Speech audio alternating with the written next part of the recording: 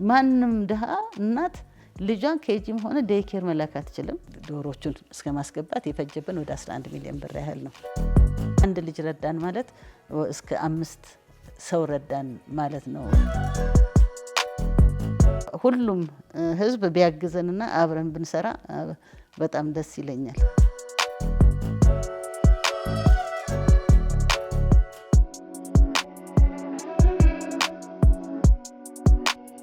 ገነት መንግስቱ እባላለሁ። የማዕዶት ዋና ስራ አስፈጻሚ ዳይሬክተር። ከሁሉ አስቀድሜ ይህንን እድል ሰጥታችሁኝ ስለ ማዕዶት አንዳንድ ነገሮችን ገለጻ እንዳደርግ ስለጋበዛችሁኝ በጣም አመሰግናለሁ።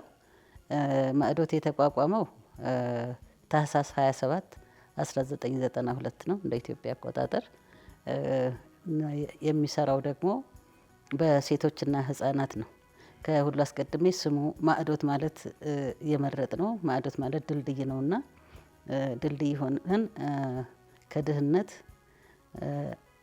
ለመሻገር የሚደረገውን ሀገራዊ ተሳትፎ ለመርዳት እንድንችል ይህን የግዕዝ ቃል መርጠናል ማለት ነው።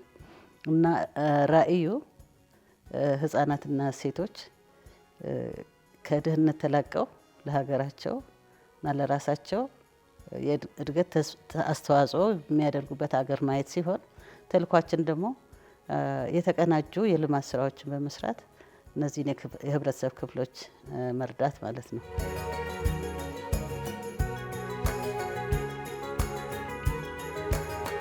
ከተቋቋምንበት ጊዜ አንስቶ የሰራናቸውን ስራዎች በአጭሩ በሶስት ክፍሎች ለመክፈል ሞክሬያለሁ።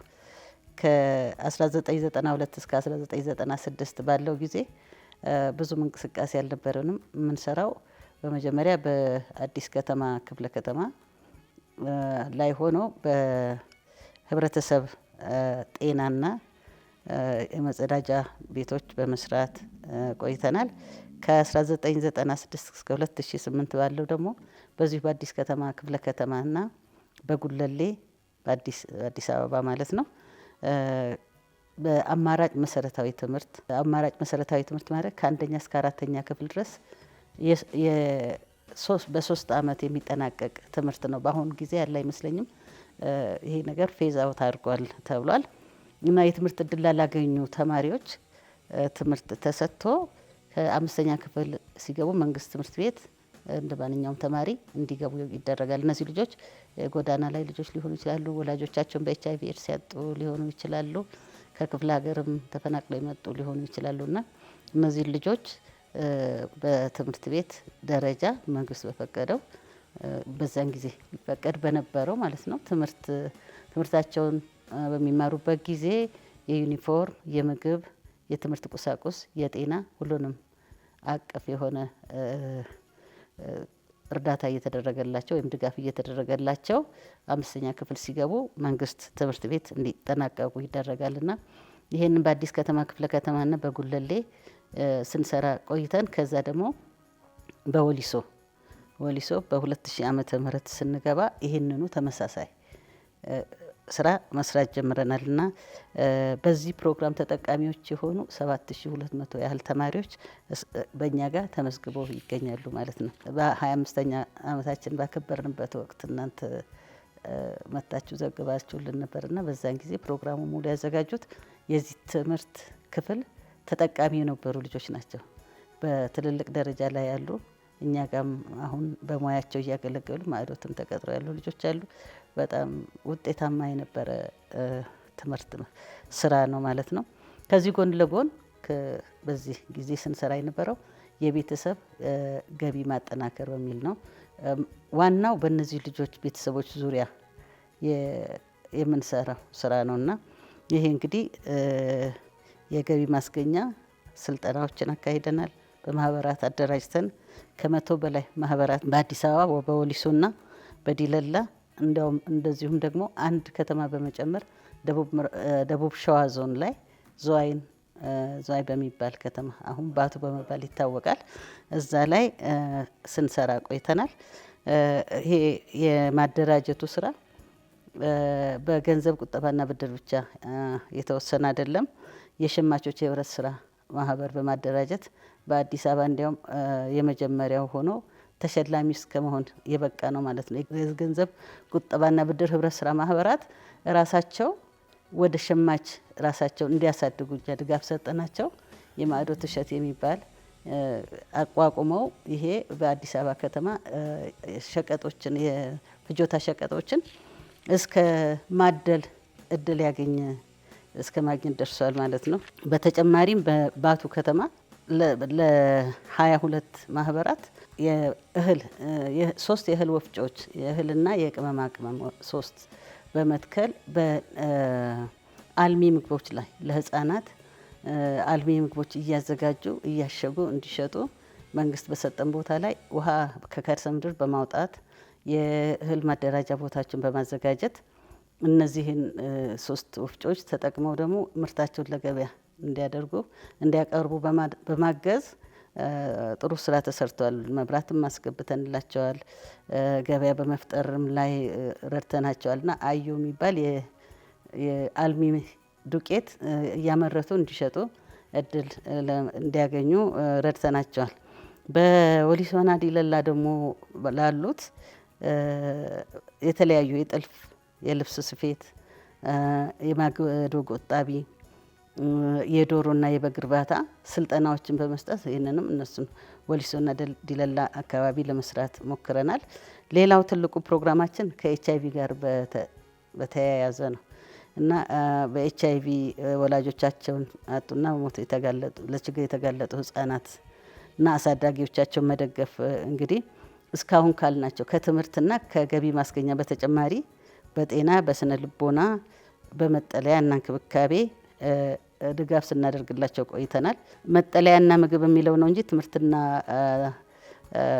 ገቢ ማስገኛውን በደንብ ስለገለጹ መጠለያ ማለት ዝናብ የሚያስገቡ ወይም ደግሞ ፀሐይ የሚያስገቡ ከመጠለያነት እጅግ በጣም ዝቅ ያለ ደረጃ ላይ ያሉትን ቤቶች እነሱን እንደገና በመስራት እነዚህ በተለይ ህፃናትን መሰረት አድርገን ነው እነሱን ቤቶች በመጠገንና በመስራት እነዚህ ህፃናት የሞቀ ቤት ውስጥ እንዲኖሩ የድርሻችንን ብቻ ተወጥተናል ለማለት እፈልጋለሁ።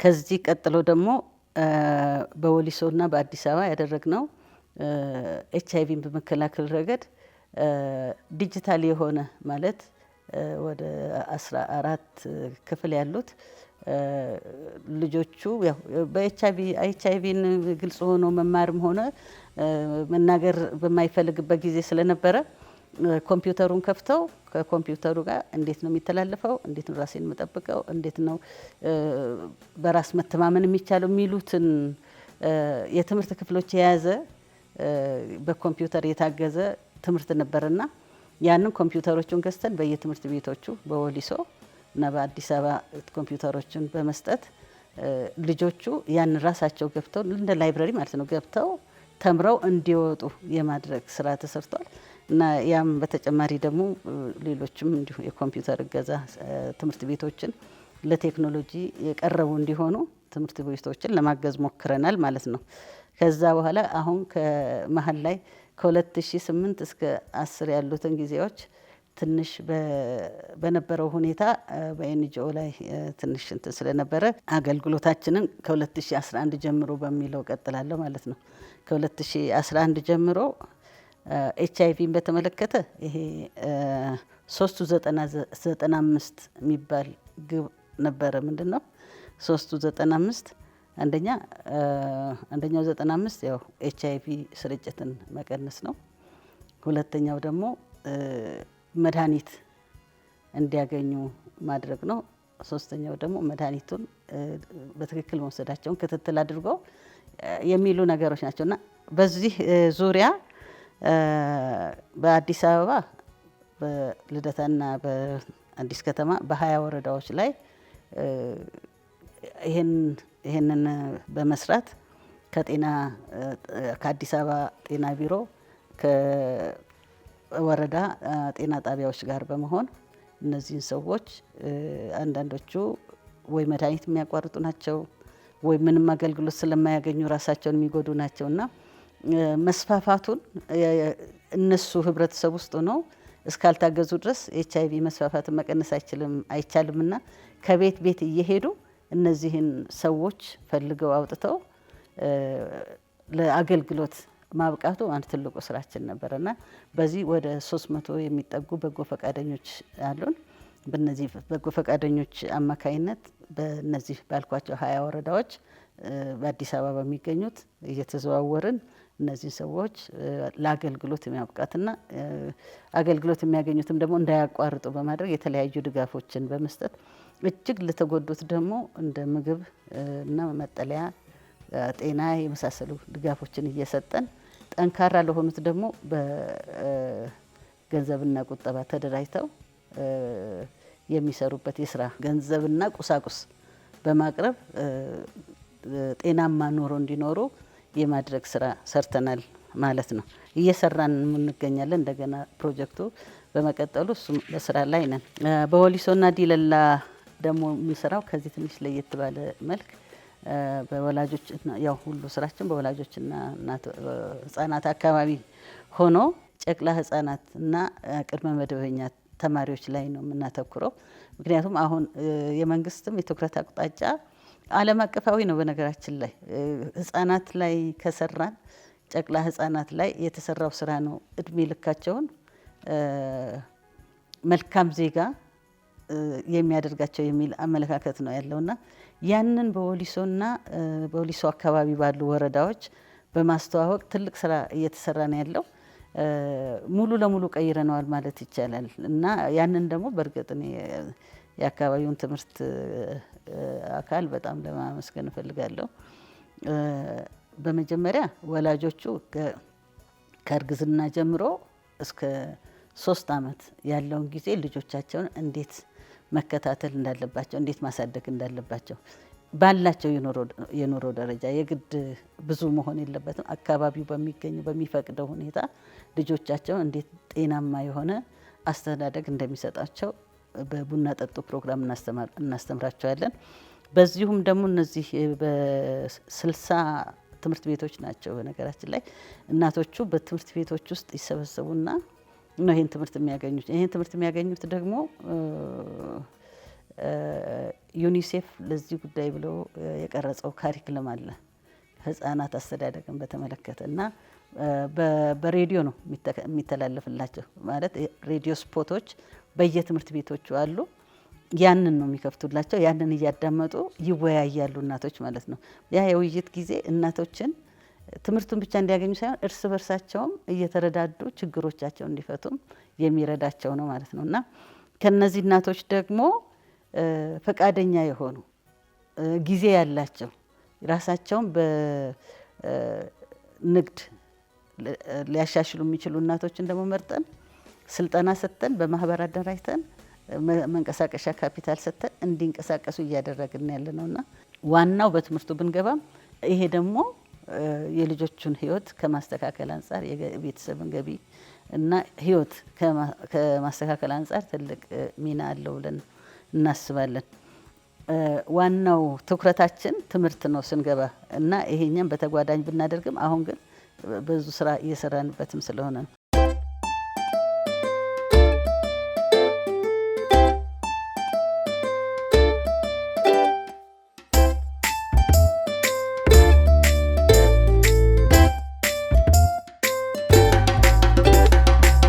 ትምህርትን በተመለከተ የነበረው ምንድነው?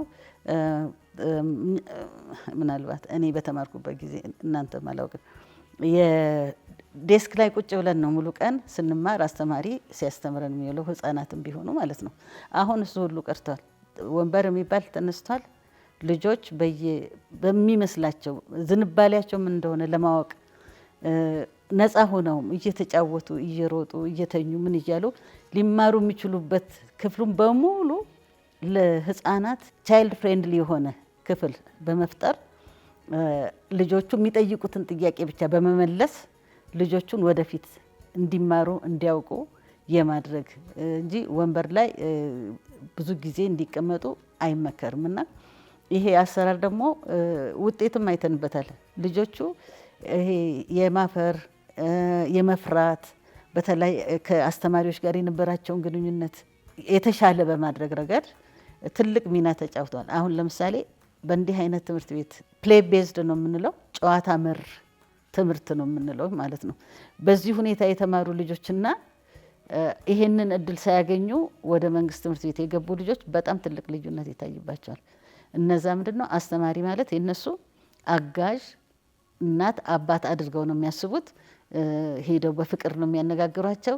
ከሌላ ጋር የሚመጡት ይሄን እድል ያላገኙ ልጆች ግን አስተማሪዎችን ይፈራሉ፣ ያከብራሉ። በርቀት ነውና የትምህርት አቀባበላቸው እንደዚሁ ነው፣ የተለያየ ነው። እነዚህኞቹ ነፃ ጭንቅላት ስላላቸው ነፃ አእምሮ ስላላቸው ትምህርት የመቀበል እንትናቸውን በጣም ከፍተኛ ነውና በዚህ ምክንያት ይሄንን ተገንዝበው በሁሉም ትምህርት ቤት ይሄን ትምህርት እንድናካሄድ እንግዲህ አሁን ወደ 80 ያህል ትምህርት ቤቶች ላይ ወረዳዎቹ ብዙ ናቸው። ወሊሶ ውስጥ ያሉት ቀበሌ ነው የሚባሉት፣ ወረዳ ሳይሆን ቀበሌ ነው የሚባሉትና በእነዚህ ቀበሌዎች ባሉት ትምህርት ቤቶች ሁሉ ይሄንን ፕሮግራም በተለይ ለአስተማሪዎች የማያቋርጥ ስልጠና በመስጠት በየትምህርት ቤቱ ደግሞ ሱፐርቫይዘሮች የመንግስት ትምህርት ቤት ሱፐርቫይዘሮች አሉ።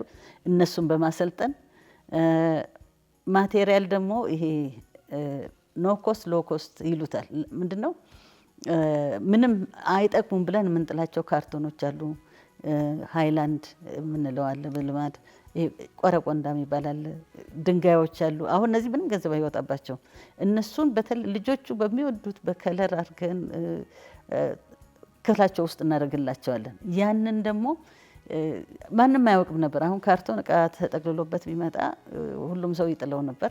አሁን ከዛ ፊደላት ይጻፋሉ፣ ቁጥሮች ይጻፋሉ፣ ፐዝሎች ይሰራሉ እና ያንን ልጆቹ ቀድሞ እንዲማሩበት አያስፈልግም ብለን የምንጥላቸው ነገሮች ደግሞ ዋጋ እንዳላቸው እና ያንን ለመደገፍ ደግሞ ሎ ኮስት የምንላቸው እንደ ወረቀትና እንደ ማርከር የነበሩ ነገሮችን ያንን ሊሰሩበት የሚችሉበት የሚያግዝ አድርገን በጣም ወጪ ቆጣቢ በሆነ መንገድ ትምህርትን ለማካሄድ በተለይ ቅድመ መደበኛ ትምህርትን ለማካሄድ በሚችል ራሳቸው አስተማሪዎቹ ይህን ስልጠና ይወስዳሉ። ማቴሪያል እናቀርብላቸዋለን። ሎ ኮስትና ኖ ኮስት የሚባለውን በዛ ክፍሉ በሙሉ እንግዲህ የልጆች መጫወቻ ለልጆች የሚመች ከባቢ እንዲፈጠር ተደርጎ የሚሰራበት ነውና እኔ ይሄ በሁሉም ትምህርት ቤት ቢስፋፋ በጣም ደስ ይለኛል። በተለይ በልጆቹ ላይ የሚታየው ሁኔታ ይሄንን የመቀበል ፍላጎታቸው እጅግ በጣም ከፍተኛ ነው። እየተጫወቱ ነው የሚማሩት እንጂ ይሄ ትምህርት ቤት ነውና አርፈ ቁጭ በል የሚል አይነት ይሄንን ፊደሎቹ እነዚህ ናቸውና ይሄንን እወቅ የሚል ነገር የለም። ራሳቸውን እየተማሩ እንዲያስተምሩ እና አስተማሪዎቹ ደግሞ ፋሲሊቴት ነው የሚያደርጉላቸው፣ ያመቻቹላቸዋል ሁኔታዎችን። ልጆቹ ሲጠይቁ ነው የሚመልሱላቸውና ገና ከመጀመሪያው እንዲህ አይነት ውስጥ እንዲገቡ ተደርጎ እና ለዚህ ደግሞ ከፍተኛ ክትትል እኛም እናደርጋለን።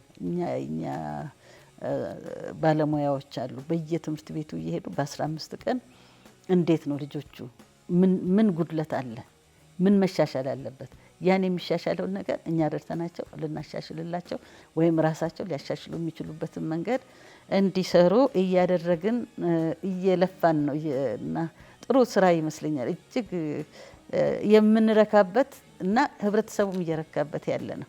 የትምህርት ቤቶቹ በዚህ የሚቆምም አይደለም። ምንድነው ቅድመ መደበኛ ትምህርት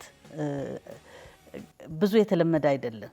እንደ ኬጂም አይደለም። በነገራችን ላይ ከኬጂም ይለያል። ኬጂ አሁን ኬጂ 1 2 እና 3 ተብሎ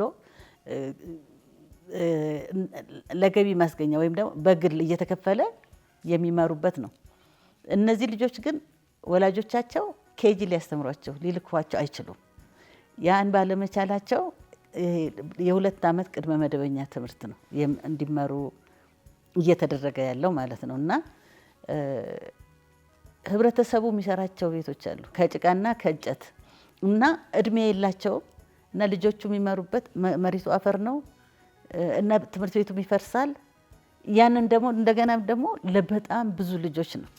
ለምሳሌ በእኛ አሰራር ከ30 ልጅ በላይ ቢበዛ ከ30 እስከ 40 ልጅ በላይ አንድ ክፍል ውስጥ መሆን የለበትም። ይሄ ጨዋታ መር ትምህርት ለመማር ማለት ነውና በእነዚህ በ60 ቀበሌዎች ውስጥ እስከ 30 ኪሎ ሜትር ርቀት ያለውም አለ አንዱ ቀበሌ ለማለት ነውና ስንሄድ በጣም የትምህርት ሁኔታው በተለይ ትምህርት ቤት ነው ማለት አይቻልም።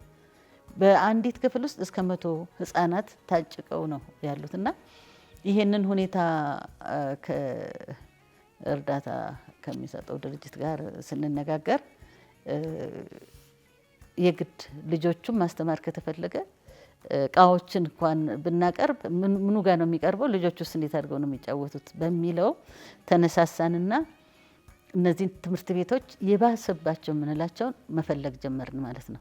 እና አሁን ለመጀመሪያው አንድ ትምህርት ቤት በማዕዶት ግቢ ውስጥ ገንብተን እነዚህን የኛ 3ቱንም ኬጂ 1 2 እና 3 ለማስተማር አቅም ስላለን በዛ ቀጥለናል። ሌሎቹ ግን ይሄን 2 ዓመት የሚያስተምሩበት ቅድመ መደበኛ ተብለው የሚማሩበትን አንደኛው ለምሳሌ በቀደም ከተመረቁት መሃል የመረጥነው እንዴት ነው? አንድ ክፍል ነው 110 ተማሪዎች ህፃናቶች ናቸው ያሉበት። ሌላ መተኛ የለም፣ መመገቢያ የለውም። እና ይሄንን ሁኔታ ማሻሻል የትምህርቱን ጥራት ቅድመ መደበኛ ትምህርትን ከማጎልበት አንጻር አክሰስ ደግሞ ግዴታ ነው በሚል የዚህ የትምህርት ቤት ግንባታዎች ውስጥ ገብተናልና አሁን የተመረቁት አንደኛው ይሄ በመንግስት ትምህርት ቤት ስር ሆኖ ለህፃናት አመቺ ያልሆነ ትምህርት ቤት ፈልገን ነው። ወሊሶ ወረዳ ውስጥ ነው። በነገራችን ላይ ወሊሶ ድሮ ሁሉም ወረዳዎች በወሊሶ ስር ነበሩ። ግን አሁን ወሊሶ ከተማን በቀጥታ የክልል ተጠሪ ስለሆነ ወሊሶ ወረዳ በሚል አሁን ቀበሌዎቹ በወሊሶ ወረዳ የገጠር ወረዳዎች የሚባሉ አሉ። በሱ ውስጥ ነው ያሉትና ይሄ አሁን የተሰራው ኦቢ አንዱ ቀበሌ ነው ማለት ነው። በወሊሶ ወረዳ ውስጥ የሚገኝ አንድ ቀበሌ ነው። እስከ ሰኔ ድረስ ደግሞ አንድ ሌላ ተጨማሪ ትምህርት ቤት እንሰራለን ብለን እቅድ ይዘናልና እስካለን ድረስ በጣም በህብረተሰቡ እርዳታ የሚሰሩም አሉ። በጣም ፍላጎቱ አለ። እኛም እስካለን ድረስ ደግሞ እንደሱ አይነት ትምህርት ቤቶች በየአመቱ 2 አሁን በዚህ አመት አንድ እዛ ሰርተን የማዕዶትን አልቆጠርኩም። በመንግስት የሚካሄዱ ትምህርት ቤቶችን ከቻል 2 እየሰራን ይህንን ቅድመ መደበኛ ትምህርትን ለማሳደግ ጥረት እናደርጋለን። በጣም ብዙ ናቸው ፍላጎት ያላቸው፣ በጣም የደከሙ የማናስባቸው እንዳልኳቸው አሁን ያኛው የተመረጠው 110 ተማሪ በአንድ ክፍል ውስጥ የነበረበት ነው። ሌሎችም ብዙ አሉ የፈረሱ እንጨትና አዋራ ብቻ የሆኑ አሉ። ልጆች በዛ ሁኔታ መማር የለባቸው እና አቅማችን እስከፈቀደ ድረስ መንግስትም በጣም እየሄደበት ነው። እኛም ደግሞ የምንችለውን እያገዝን እንሄዳለን ብለን እናስባለን። እና ግንባታው እስካሁን ያለው ያው ከፕሮግራሙ ጋር የሚሄድ ነው ግንባታዎቹ። በዛ መሰረት ምንድነው አንዱ ከዛ በፊት በነበረው ሁኔታ እኛ ገቢ ማስገኛ ላይ መሰማራት እንደኛ ለድርጅት አይችልም ነበር። አሁን ግን በዚህ አዋጅ በገቢ ማስገኛ ስራዎች መሰማራት እንችላለን። ማለት ይሄ ከኤንጂኦ ወይም ከሲቪል ማህበረሰቡ የእርዳታ እንትን የራቀ ነው፣ የተገነጠለ ነው። ምንድነው በንግድ ህጉ በኢትዮጵያ ንግድ ህግ የሚተባበር ነው። የራሱ አካውንት ያለው የራሱ ሰራተኞች ያሉት የራሱ ግብር እየከፈለ የሚኖርበት ማለት ነውና እንደምናውቀው ሁልጊዜ እርዳታ ሲቆም ወይም ደግሞ ሲቀንስ ስራዎቻችንም ይቀንሳሉ። የምንሰራውም ነገር ወደ ኋላ ይላል። ያው የ25 ዓመት ልምዳችን በመነሳት ነው። ስለዚህ ይሄንን እድል መጠቀም አለብን ብለን ከሲቪል ማህበረሰብ ባለስልጣንም ፈቃድ አግኝተን ማዕዶት እንግዲህ ወደፊት አንደኛ የራሳችን ትምህርት ቤቶች ስላሉ እነሱን መመገብ ይኖርብናል።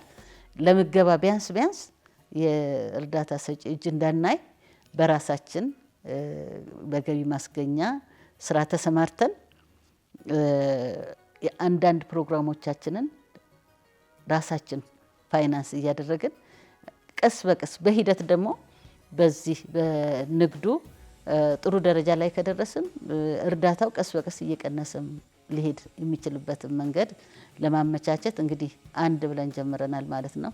ባለፈው ያው 1000 ዶሮዎችን አስገብተን በቅርብ ጊዜ እንቁላል መጣል ይጀምራሉ እንላለን እነዚህ እንግዲህ ለገበያ ነው የምናወጣቸው።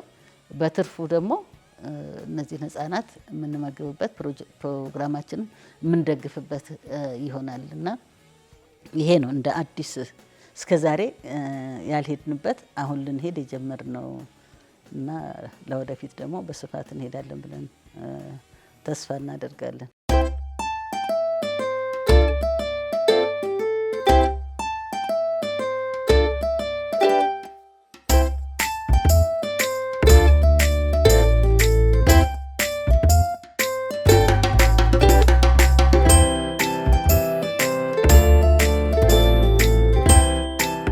እኛ በሴቶችና ህፃናት ዙሪያ ነው የምንሰራው።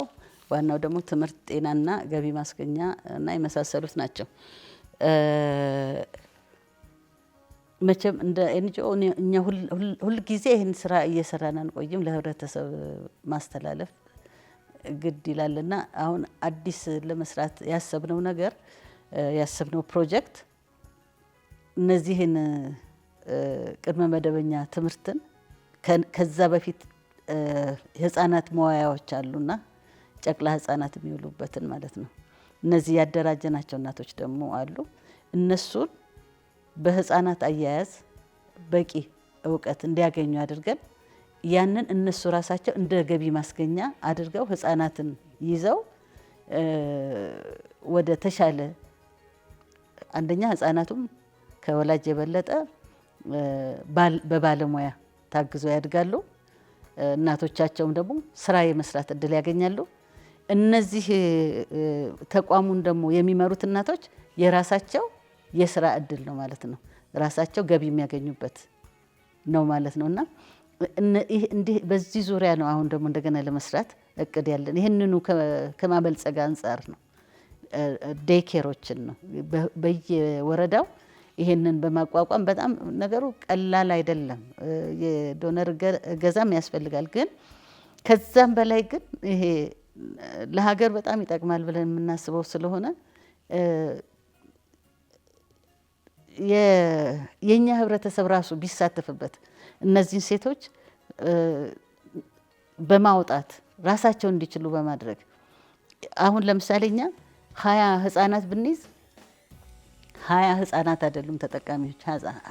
እናቶቻቸው ሄደው ውጭ ወጥተው ስራ ሰርተው በሚያገኙት ገንዘብ የነዚህ ልጆች ህፃናት የነዚህ ህፃናት ወንድሞችና እህቶች ራሳቸው እንዲመገቡ ያደርጋሉ ማለት ነው።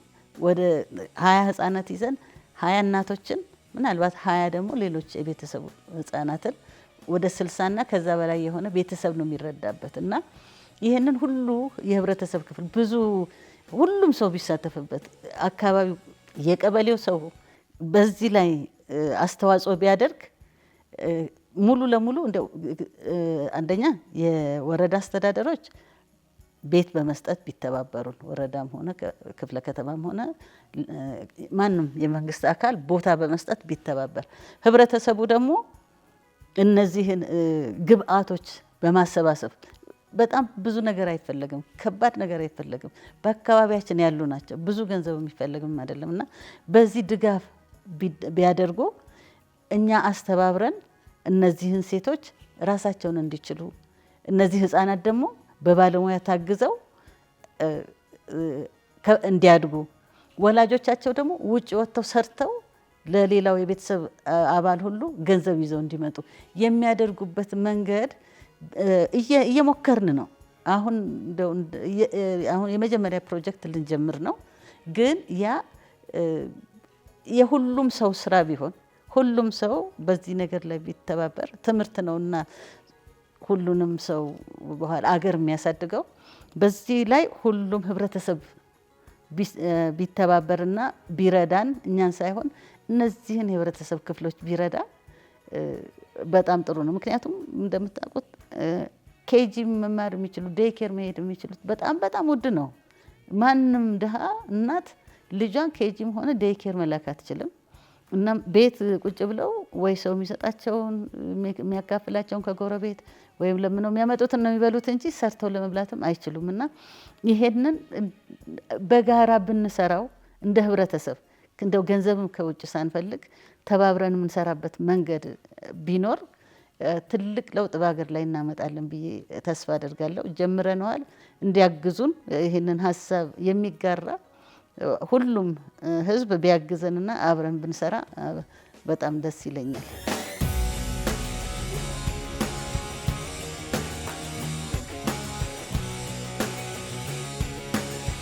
ትምህርት ቤት ነው የሰራ ነው። ትምህርት ቤት የሚመች ትምህርት ቤት ከሌለ እውነትም የምናስተምረውንም ትምህርት የሚቀበል ህፃን የለም። ከዛ አንፃር ትምህርት ቤት መሰራቱ አስፈላጊ ነው። ዋናው ግን እዛ ውስጥ የኛም ትኩረት የሚሆነው እዛ ውስጥ ያሉ ልጆች የሚሰጠውን ጨዋታ መር ትምህርት የተባለውን እንደ ልባቸው በሰፊ ቦታ ላይ ሆነው በንጹህ ቦታ ላይ ሆነው ቢማሩት የተሻለ ውጤት ያመጣሉ። ይሄ ምንም እንትን የለውም። ስለዚህ ትምህርት ቤቱን ግንባታ ከዚህ አንፃር ነው የምናየው። የትምህርቱን ጥራት ከማሻሻል አንፃርና እነዚህ ልጆች ወደ ተሻለ ደረጃ ከመውሰድ አንፃር አድርገን ነው የምናየው። ትምህርት ቤት መስራት አስፈላጊነቱ የነዚህን ልጆች የመቀበል አቅም ያሳድገዋል በብዛት እና ከዛ አንፃር ነው ለይቼ አላየውም ለማለት ነው። እና በእርግጥ ግንባታዎቹ በሶስቱም እንትኖች ወደ 11 ቢሊዮን ብር ከእርዳታ ሰጪው ባገኘ ነው ያወጣ ነው። እስከ ዶሮቹን እስከ ማስገባትና ሌላውን እቃ ሁሉ እስከ ማምጣት ድረስ ሁለቱን ትምህርት ቤቶች ገንብተን የዶሮውን ሼድ ሰርተን ዶሮቹን እስከ ማስገባት የፈጀብን ወደ 11 ሚሊዮን ብር ያህል ነው። በቁጠባ ነው ለመስራት እየሞከርን ያለ ነው። ምክንያቱም ትኩረታችን የበለጠ ስልጠናዎች ላይ ነው።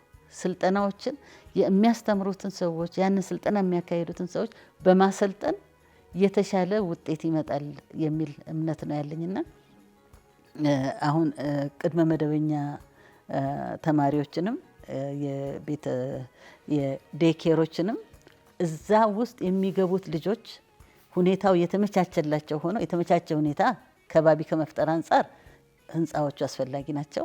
ዋናው ግን እዛ ከገቡ በኋላ ልጆቹ የወደፊት ህይወታቸው ወደፊት የምናዘጋጃቸው ወደ መደበኛ ትምህርት ሲገቡ የሚያመጡት ውጤት ነው የበለጠ የምናየው ለማለት ነው። እንግዲህ እንዳልኩት ምንድነው ይሄ ቅድመ መደበኛ ትምህርት እጅግ በጣም አስፈላጊ መሆኑ ሁላችንም ከጊዜ በኋላ ቢሆን ተረድተነዋል ማለት ነው እና አሁን በጣም መንግስትን በብዛት እየሄደበት ያለ ጉዳይ ነው። ግን በጣም ቀላል አይደለም።